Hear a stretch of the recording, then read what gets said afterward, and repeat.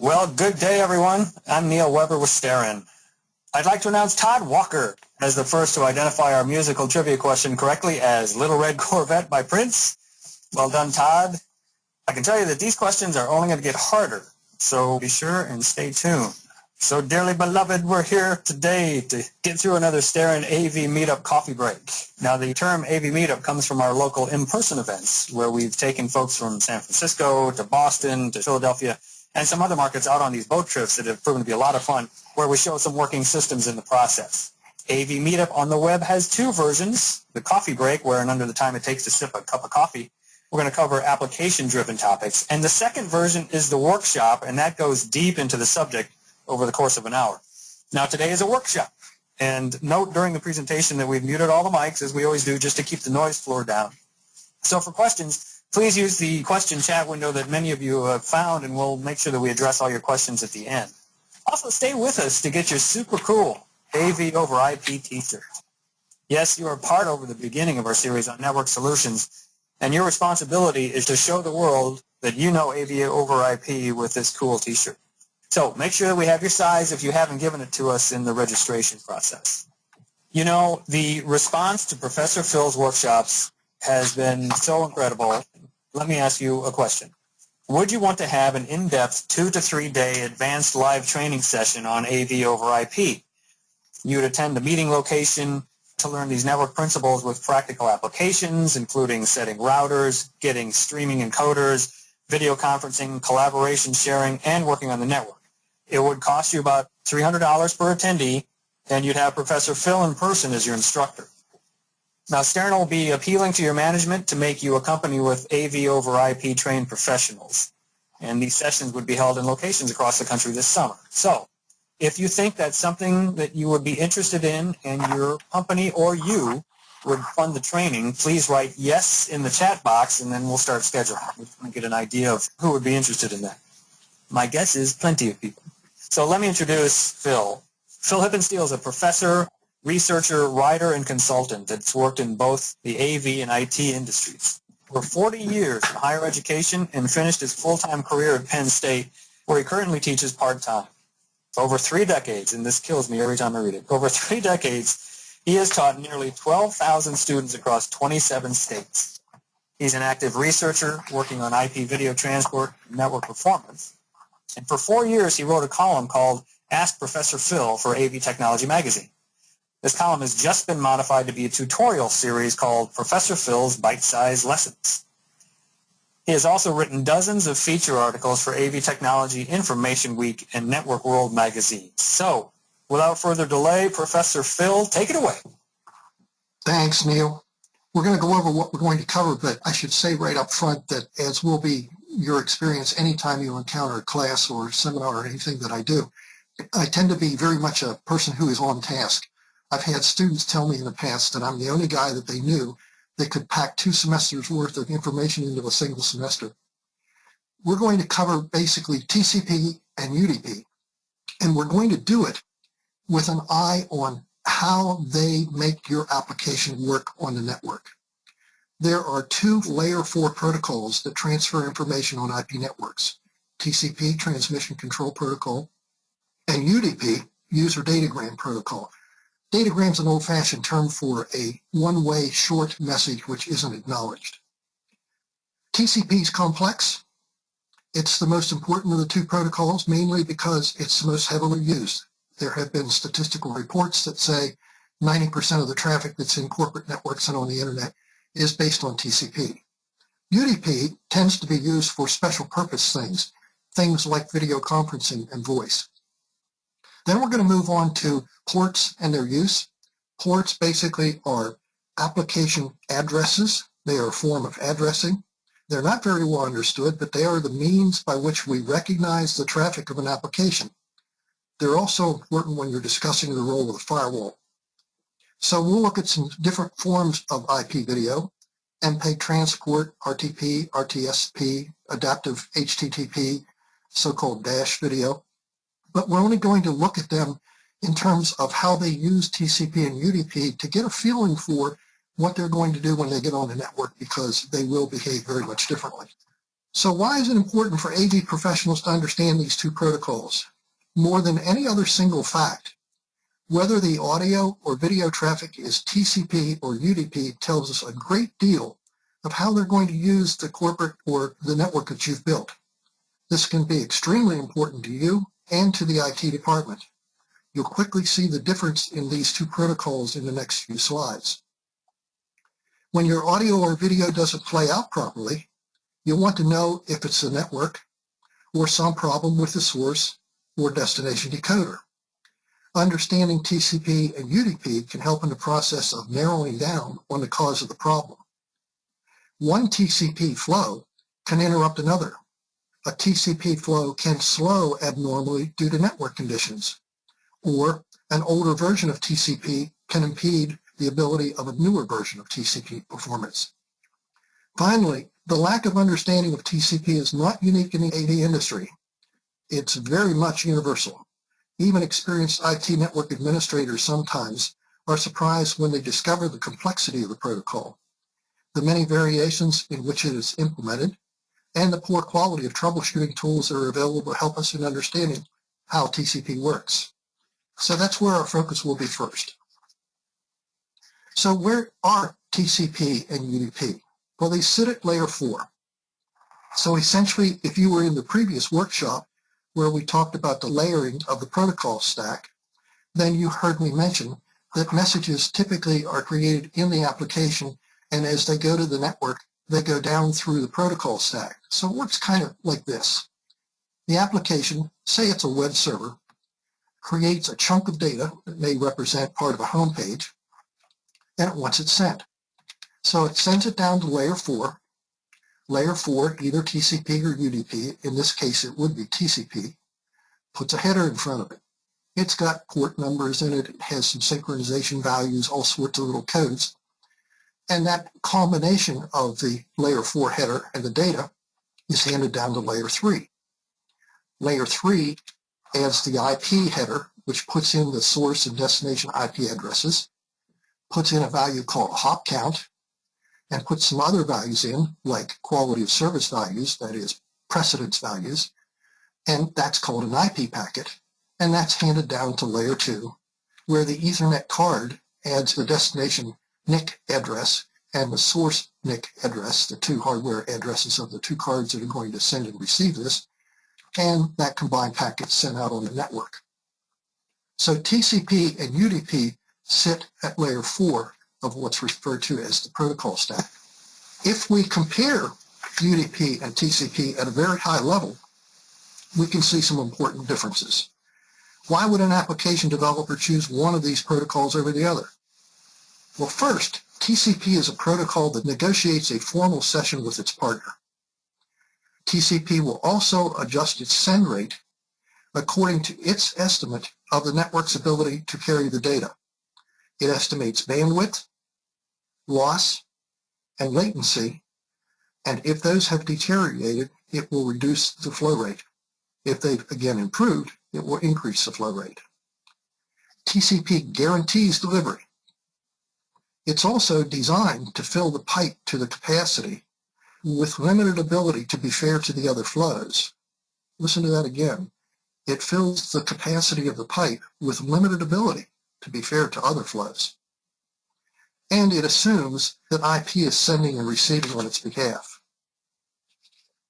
UDP, on the other hand, is what I refer to as a simple protocol or a dumb protocol. It sends to a partner UDP, but it doesn't interact with that partner.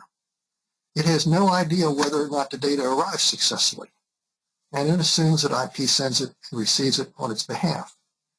But it's kind of unaware of what's going on in the network and with the receiver. Looking a little bit closer at TCP and UDP, TCP negotiates. It negotiates the maximum amount of data that's going to be sent in each packet. TCP sends data and expects an acknowledgement. If a data packet is lost, it will retransmit, but it may retransmit it eventually, and you'll see that in a demonstration we're going to do. TCP announces how much incoming data it can store, and that's in a window value. That window value, by the way, has been fairly controversial, and it's changed over time and gotten bigger and bigger and bigger as our systems get faster. But most important, TCP is not aware of other flows, and it will use as much of the bandwidth as it estimates is available. It behaves as if it has control of the link, and it will use as much of the link as it possibly can. Now, looking at UDP, UDP sends as soon as the application says send it, and the operating says you have permission to do it. It has absolutely no knowledge of receipt or failure of receipt, so they're quite different protocols. So what uses these two protocols? Well, let's look first at TCP. Adaptive video is initiated by a browser, and because it is initiated by a browser, it runs over HTTP, Hypertext Transfer Protocol. HTTP in turn runs over TCP. So adaptive video is always running over TCP. A client player requests a video using HTTP/TCP. The video is delivered in chunks based on the trigger set by the amount of playout buffer that's been depleted. If network conditions improve or degrade, the quality of the chunk requested is adjusted upward or downward. Video on demand operates very much like a file transfer, and it's a TCP process. Progressive video and download and play video use HTTP, the web protocol, and TCP. Now, surveillance video is a little unusual because surveillance video uses RTSP, that's real-time streaming protocol, and some forms of it use TCP, and you see over in the other column, some forms of it use UDP. On the UDP side, almost always video conferencing is done with UDP. Voice over IP is by far the most widely used UDP application. And IPTV, we'll talk about later, and some audio applications also use UDP. So now let's turn to the operation of TCP to see how it works. First thing that happens is, remember this is a formal relationship that's established. When TCP wishes to establish a connection with TCP/B, it sends a packet called a SYN packet. You can see that going to the right. Within this packet are codes indicating operating parameters A would like to use. If B can abide by those parameters and has the storage, processing capability, and so forth, it will return a packet that's also marked as a SYN packet, but also marked as an ACK packet, acknowledge. SYN is short for synchronization, ACK is short for acknowledgement. And if it contains the same parameters, then basically it's indicating it's accepting the conditions. Finally, A binds the relationship by sending an ACK back to B. This process is widely called the three-way handshake, and it happens in every single TCP session. When you use a packet sniffer, you can always see a session starting by seeing the SYN-ACK, ACK as they call it. Now, Neil's going to help me demonstrate the typical TCP process. Okay, Neil? I'm ready. In this demo, I'll be the server that's been asked to transfer a file. Neil will be the client that is expecting to receive the file. So I say, here's segment 1 and segment 2. I'm looking for segment number 3. Well, here's segment 3, 4, 5, and 6. I'm looking for segment number 7. And here's segments 7, 8, 9, 10, 11, and 12. I'm looking for segment number 13. And so the process continues. Thanks, Neil. Notice that the sender increases the amount of data that's sent with each successful acknowledgement. This basic form of exchange continues until all the data is transferred. Then typically, at the end, it indicates the finish of the session, and the session is closed with what's sometimes referred to as a four-way handshake. It's important that that takes place because the operating system has to recover all the resources it used for the session, such as storage space and timers and things like that. We're going to look at how TCP works when it has robust and error-free network. Later, we'll deal with how errors are handled. The initial stage of the session is called slow start. The idea is to gradually send more and more data until the link becomes saturated. You can see here it sends some data, and just as Neil and I demonstrated, increases the amount it sends and increases the amount that it sends. What is shown here is a gradual increase in the flow until the link seems to become filled. In the next phase, called congestion avoidance, the rate at which the increase is taking place slows. The idea is that it wants to try to avoid congestion, and so it gradually increases after a rather accelerated start. The sending TCP assumes that it's near to overwhelming the receiver and wisely slows its transmission rate. Finally, it arrives at the point where the transmitting station adjusts to the rate that the receiver can comfortably process the data and the network can comfortably carry it. This is called steady state. But what's going to happen if packets are dropped? And there will be packets dropped. That's part of the design, as I'll explain. TCP starts its slow start process and sends more data. At some point, either the network buffers overfill or the receiver gets more incoming data than it can buffer, and a packet is dropped.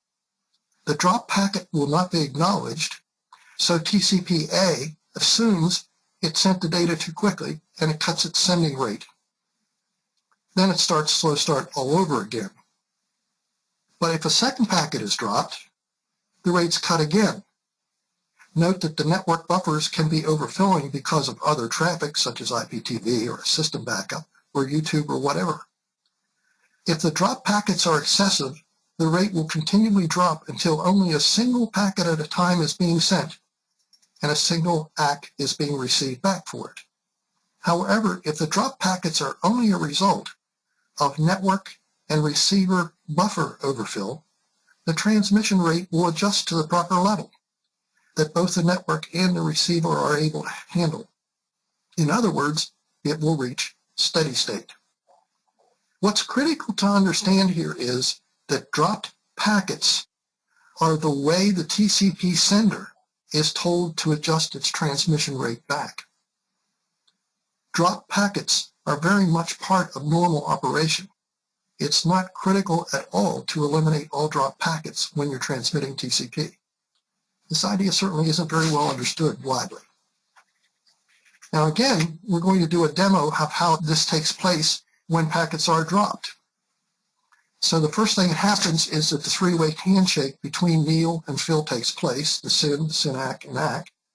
Now we negotiated the conditions for a transmission. I'm going to be the server. Neil's going to be the client expecting to receive a file. In this scenario, keep this in mind, in this scenario, it's segment number 6, which the network drops. So here's how we start. Here's segment 1 and 2. I'm looking for segment number 3. Well, here's segment 3, 4, 5, and 6. I'm looking for segment number 6. Here's segment 7. I'm looking for segment number 6. Well, here's segment number 8. I'm looking for segment number 6. Here's segment 9. I'm looking for segment number 6. At this point, the client has sent 4 acknowledgments requesting 6. And the TCP in the server may now assume that that packet is lost. Otherwise, the assumption is it might have been out in the network misrouted or something like that. So once it assumes that that packet was lost, data packet segment 6 is sent, and Neil says, I'm looking for segment number 10. And with that, we send segment number 10. Now the important thing to notice here is that a single dropped packet caused the slow start process and the congestion avoidance process to not allow the increase in traffic flow. It dropped back to a single packet at a time. So rather than, for example, in this duration, getting 12, 15, or 20 packets through, we might end up getting 5 or 6 or 7 packets through.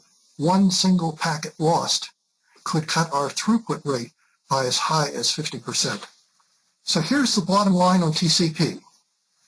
It's significantly affected by dropped packets, as we just saw. It also estimates the latency and will decrease the transmit rate if it thinks the travel time to the receiver is high.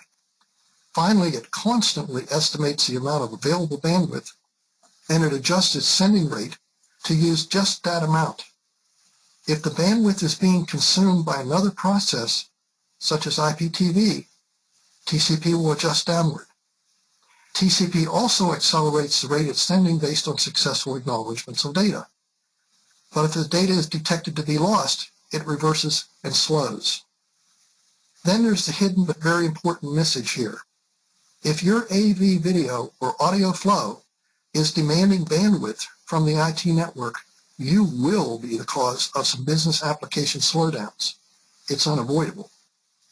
That's part of the reason why it's important to separate this kind of traffic on separate VLANs to eliminate that possibility.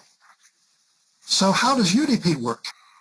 Quite simply, all of the considerations we just studied with the rate of flow, area resiliency, estimating the receiver's capacity, those are all pushed up to the application.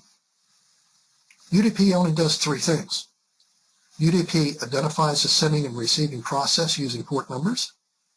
It runs an error check on the UDP header, and it records the length of the data. Notice, no SYN, no ACK, no windows, no sequencing, no indication of loss, or anything that TCP does. That's why I call it a dumb protocol. In voice and video conferencing, some of the TCP features are added back in by inserting the protocol called real-time protocol, RTP. If we put the RTP header in with UDP, RTP will add sequence numbers and some timestamps and an identifier of the audio or video source, and it will also allow for a protocol called RTCP to report loss. Notice what's happening is that secondary protocols, RTP and RTCP, are being used to add some of the features that TCP automatically incorporates. So for example, RTP became very popular in the early 2000 period with Voice over IP. Voice over IP is a classic RTP UDP application. In a typical flow of audio from A to B, the codec digitizes 10 milliseconds of sound and records that in 80 bytes. It places two of these samples, 20 milliseconds of sound, in an IP UDP RTP packet. That is, the structure of the packet's IP UDP RTP. And it sends it to the network. Hence, the voice packets from A to B flow at 50 per second. In video conferencing, the process is similar, except that these packets are filled with compressed video, which may vary in quality depending on the contents of the video frame. As you probably know, the frames are typically being recorded and played out at 15, 30, or 60 frames per second. Today, video compression is very good. However, it still requires many, many packets to represent a single frame, especially if the motion is complex that's in the scene. So the bottom line with UDP is this. UDP can be very sensitive to loss. In voice, if several successive packets are lost, audio drops momentarily, and we notice it. By the way, a lot of people believe that if you lose a single packet, there will be a detectable loss, but that's not true. It's a 50th of a second of sound, and your ear just isn't that sensitive. It takes a couple of packets in succession being lost before you detect it. But in video, because so many video packets are necessary to paint a single frame, the quality may be reduced or toweling may become apparent. Little squares or little slices on the screen that turn to a different color because the data didn't come in order to paint it properly. This is Phil's own rule of thumb. If you're using UDP in an application, especially a real-time application like voice and video, don't let the loss level in the network go above 1/4%. And again, that's only a kind of rule of thumb. If it gets up to 0.5%, you will certainly see significant indications of deterioration. And even with video, it's probably the case that it should be lower than that. But one packet out of 400 being dropped is probably about the limit to what you would be able to tolerate with a UDP application like voice or video conferencing. So now it's quiz time. So what we're going to look at here, and then I'll give you a minute or two to think about this and see what you can come up with and maybe jot an answer down on a piece of paper, and then we'll talk about it. We have a connection that has 100 megabits per second of bandwidth available on a constant basis. In other words, it's not wireless, which fluctuates up and down. This is what's going through the connection. We have a video conference session using relatively constant 5 megabits per second. That's the total for both ways. We have a voice over IP session that's using 250 kilobits per second, which would be fairly typical. the total for both ways. There's a 20 gigabit file server backup going through the connection. And there's an adaptive video transfer in standard definition like Netflix, which is averaging around 3 megabits per second. The problem is to estimate what happens to the other 3 flows if each one of these flows is momentarily stopped. In other words, for example, what happens if the video conferencing flow is taken away? What happens to the file backup flow, the voice over IP flow, the adaptive video flow? And then what happens if you take out the file transfer flow? What happens to the other 3? So I'll give you a minute or two to think about it, and then we'll talk about what the answer is. We need Vanna White's music in the background here, Neil. Crap. Wish I had thought of that.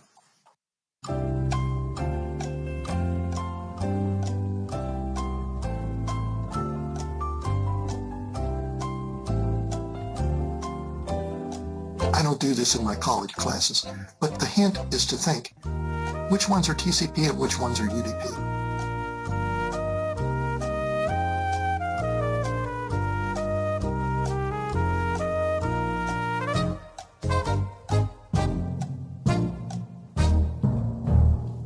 Okay, let's take out the video conferencing. Now the video conferencing went away, so we just picked up 5 megabits per second. We've got a file backup taking place. We have voice over IP and adaptive video. Well, the answer is the voice over IP won't be affected at all. In that case, it's a UDP application, and it's going to operate at the rate at which the application demands, which is 50 packets per second. That doesn't change. But the file backup is TCP based. And because there's more bandwidth available, it will actually speed up. The throughput will increase. The adaptive video will also have more bandwidth available, but it's going into a playout buffer. So the thing that will happen there is the playout buffer will fill more quickly. So let's put the video conferencing back in. Let's take out the file backup.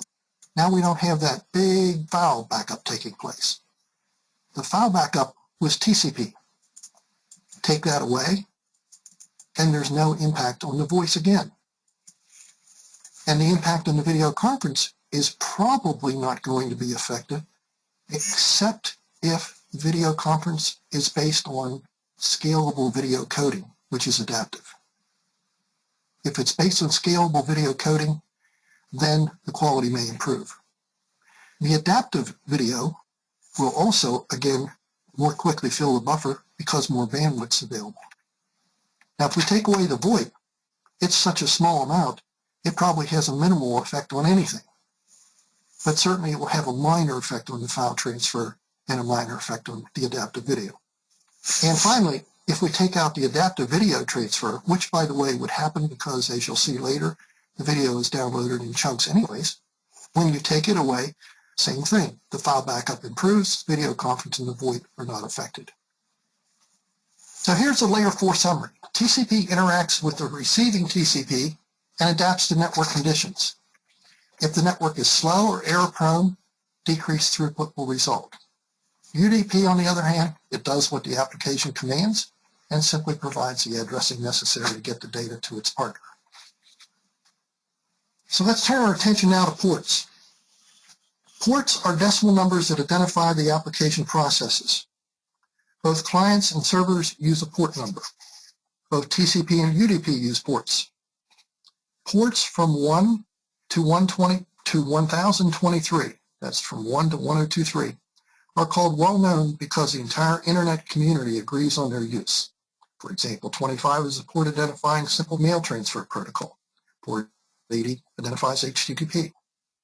If a process uses it for any other purpose, it's likely an indication of malware behavior, a virus or a worm. In a client-server session, it's the server that uses the well-known port. It's the server that uses the well-known port. The client picks a random port that's based on what the operating tells it to use. For example, if a browser in Windows XP is in a session downloading your company's homepage, the client will probably use port number like 2026, but your web server will definitely be using port 80. So if you visualize a port, one way to do it is to think of it as an entry point into the application from TCP. That's appropriate because a mail server using 25 knows it's sending and receiving email-related things to TCP.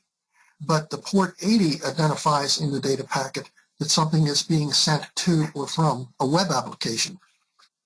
Here are some well-known ports. By the way, well-known ports are registered with the Internet Assigned Number Authority. HTTP, the web protocol, uses 80. Sending email uses 25. Receiving uses 110 if you're doing POP email. RTSP and surveillance cameras use 540. SSL, the secure protocol that's used in HTTPS, uses 443. And Telnet uses 23. FTP actually uses 2 ports, 20 and 21. But here's a tricky one. RTP and voice and video conferencing very often uses a range of ports from, for example, 50,500 to 50,600. So we can also think of a port as the connection point at the client or the server. Here you've got port 2016 in the client in a session with port 25 on the server. In this case, what would be happening probably is that email is being sent. Where is the port in the data packet? Well, the port's normally stored in the first 2 fields of the layer 4 header, called a source port and a destination port. Some of you were in the last webinar and you were dragged through binary. So here's a binary related question. If these first 2 fields that store the port numbers are 16 bits long, what's the highest port number that can be stored? If you have an idea, just send a chat to Neil. Keeping an eye on it. The field's 16 bits long. So how many things can you represent 16 bits?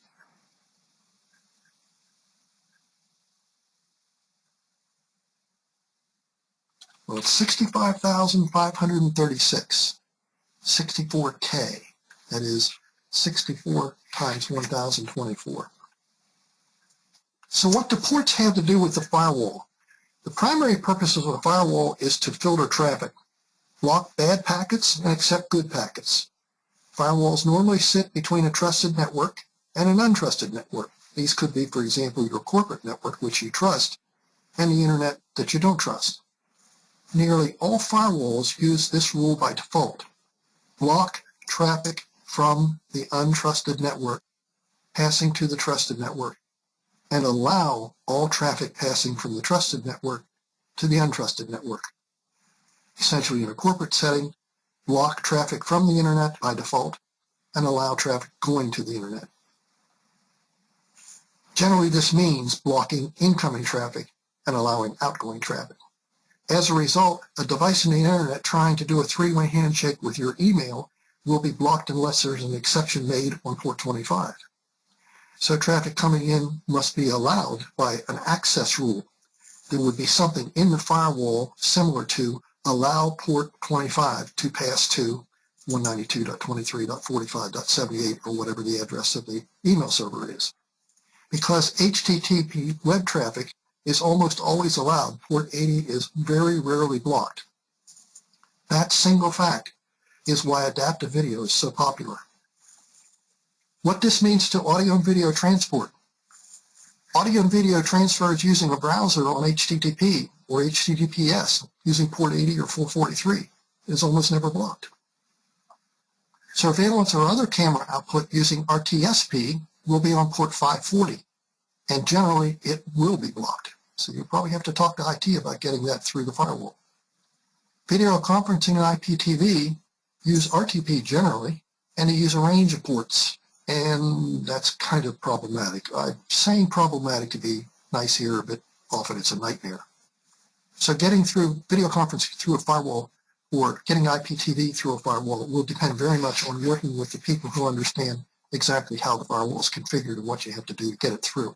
There are protocols which will facilitate it, but you should be aware that that can be a problem. So let's take a look at some of these different forms of video. Understanding how a particular form of video behaves on an IP network is best revealed by studying its packet structure.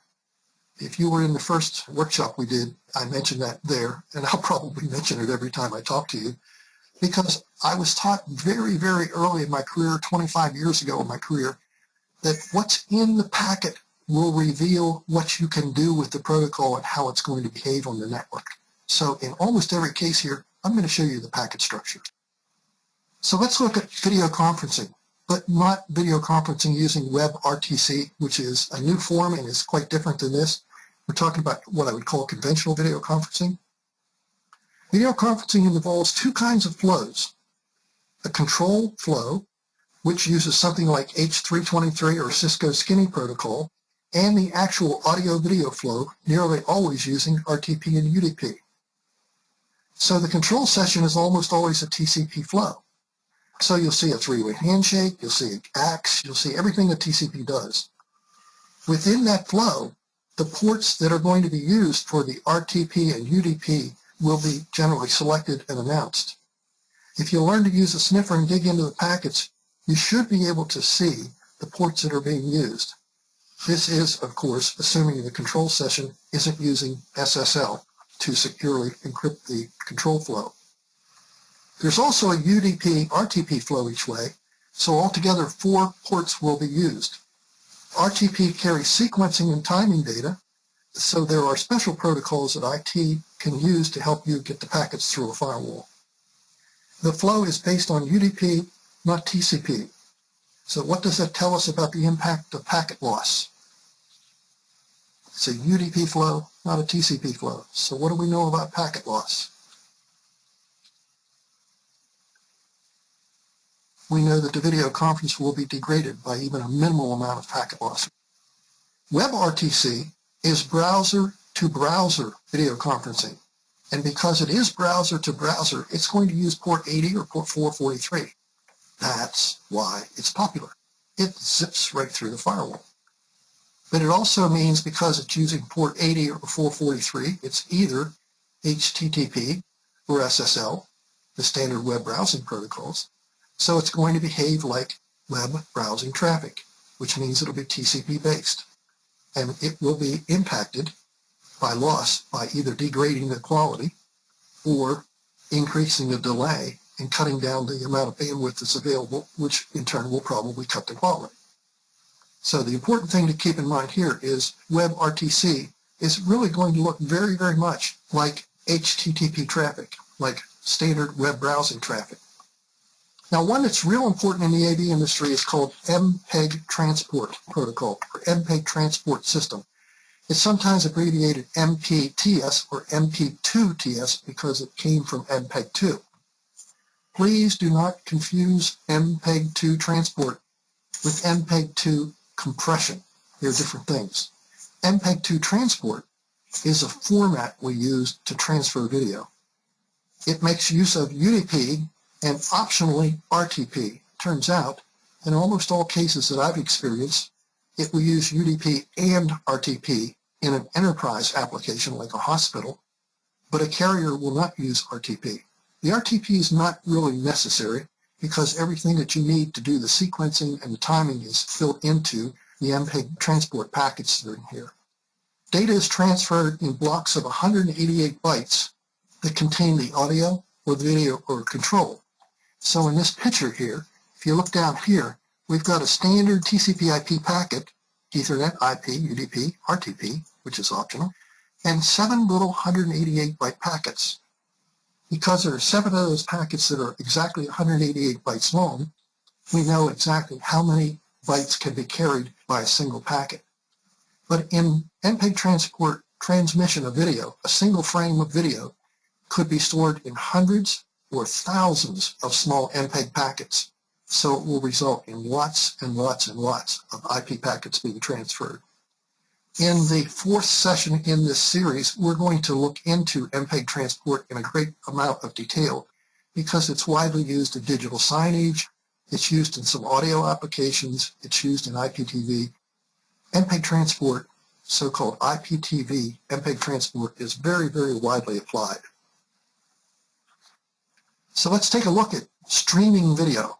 Streaming video, so-called DASH-like video. DASH stands for Dynamic Adaptive streaming over HTTP. I would like to tell you here a little experience I've had recently. I was sitting on a TIA committee that was building an IP emulation of a network carrying IP video. And right in the middle of our research, Netflix hit. And it was such a phenomenon that the committee stopped and started to study how it worked. And we've spent around 3 years studying how Dash type video works.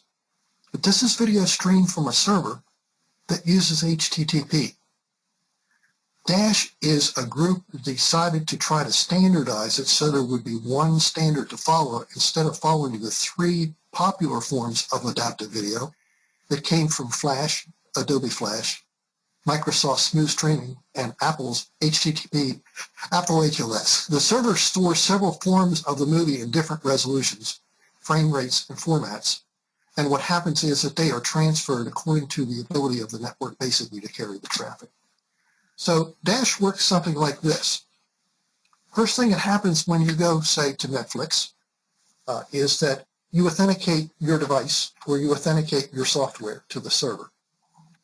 If the server accepts your authentication, the server sends a manifest down to you. The manifest basically gives you things like, here are the quality levels that are available, and here are the addresses in the CDN, the Content Delivery Network, you can go to get this.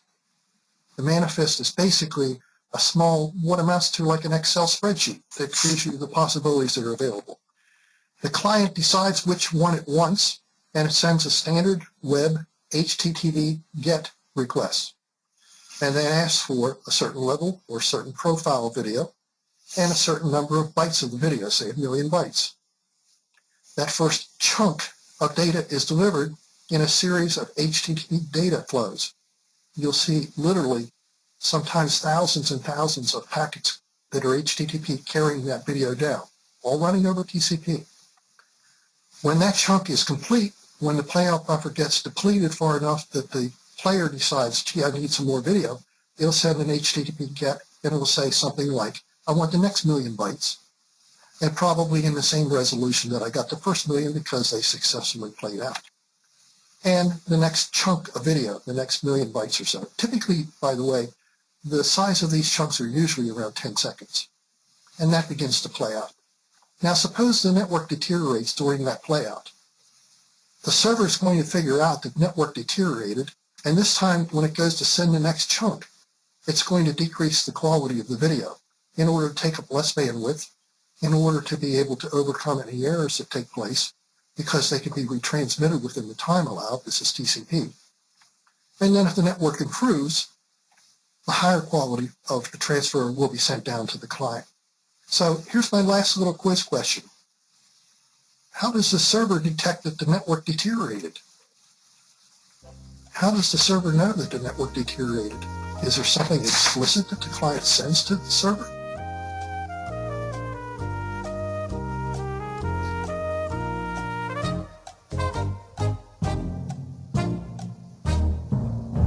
If you picked up bits and pieces of what I've said, what's important here is this is TCP behavior.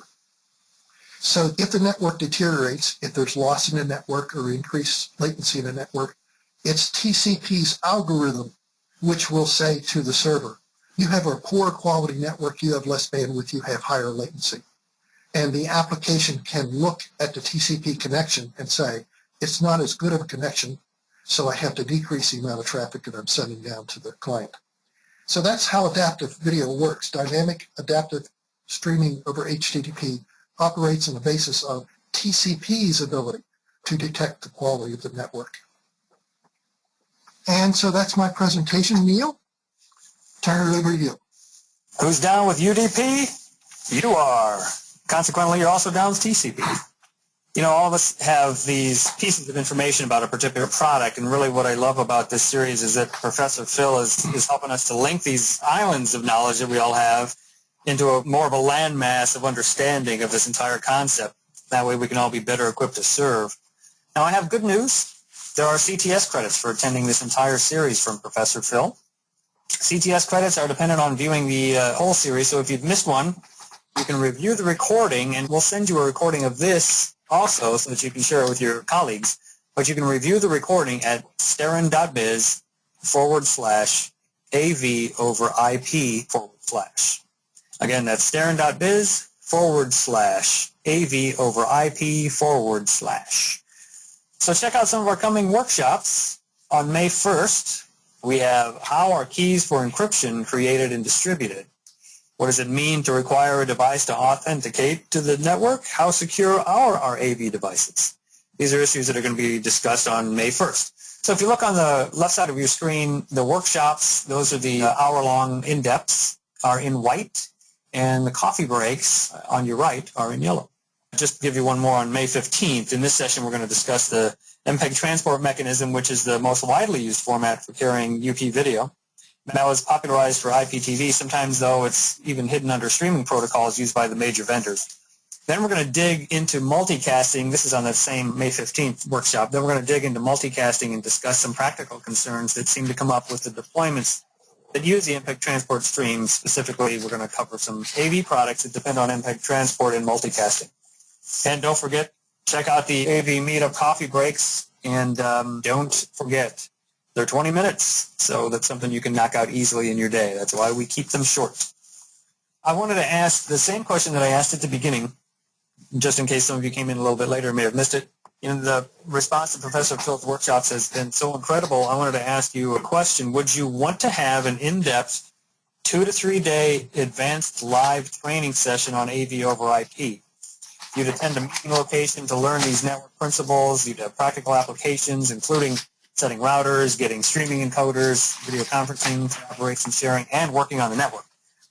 Now, they would cost about $300 per attendee, and you'd have Professor Phil in person as your instructor. Starin would be appealing to your management to make your company an AV over IP professional company. These sessions are going to be held in locations across the country this summer. So if you think you would like this and you or your company would fund the training, please write yes in the questions chat box and we'll start the scheduling. Some of you guys have already responded and I really appreciate that. So, Professor, let's turn to the questions pane and see what we have and get some questions answered. One is, will a VTC unit use TCP if it has scalable video coding? No, scalable video coding is based on taking different parts of the profiles that are being created.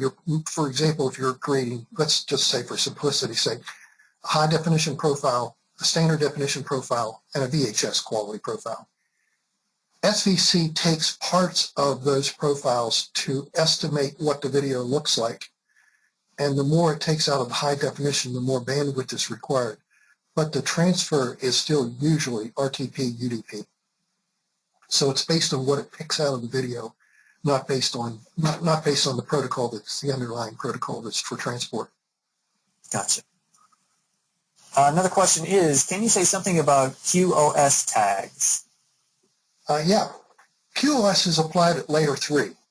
So in essence, QoS has nothing to do with how TCP works, although it could impact how UDP works because it could give the UDP traffic a higher priority.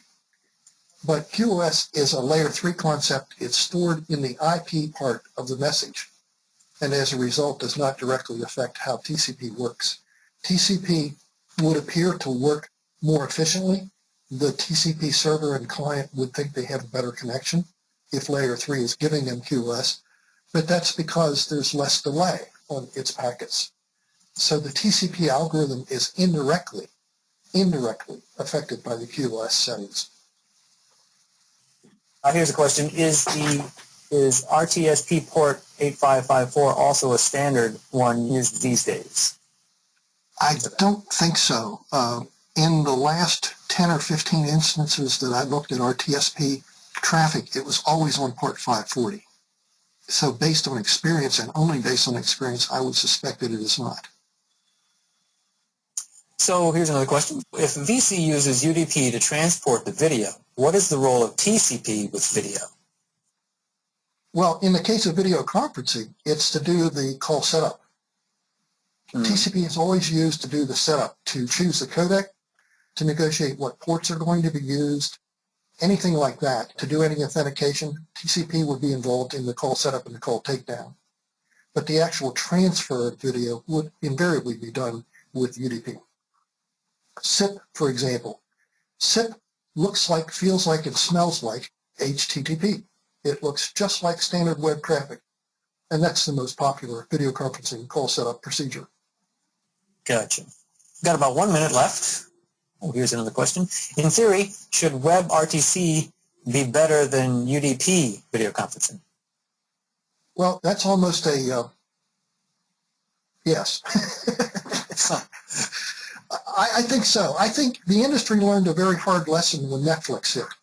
The lesson we learned was thousands and thousands, maybe tens of thousands of engineers were using UDP because they thought that's what you had to use with real-time traffic like voice and video.